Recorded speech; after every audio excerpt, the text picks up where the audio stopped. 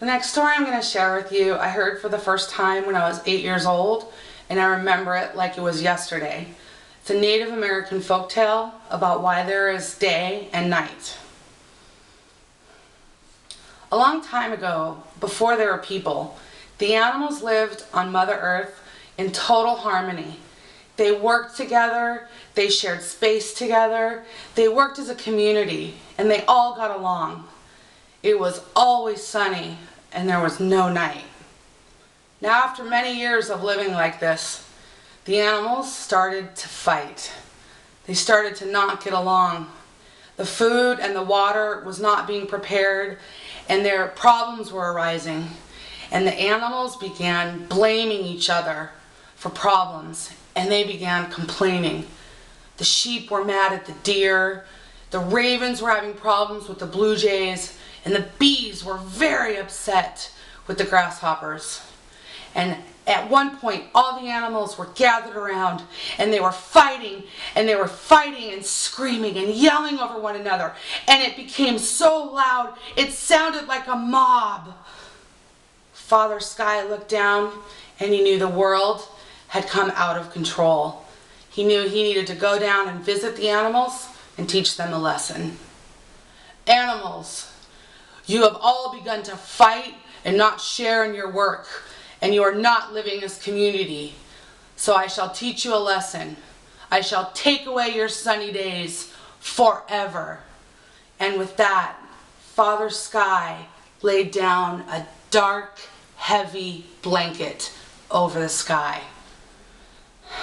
Now, a little hummingbird had an idea how she could bring the sun back.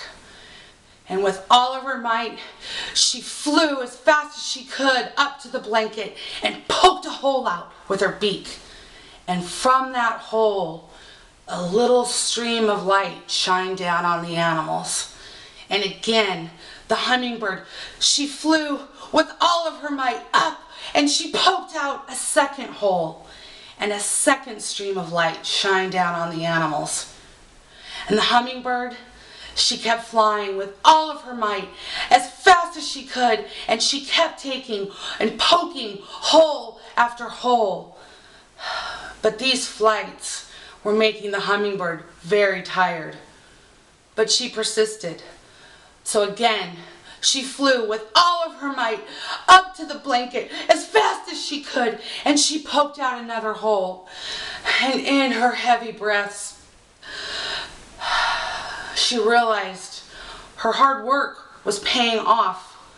There were so many holes in the blanket that there was light beams shining down everywhere.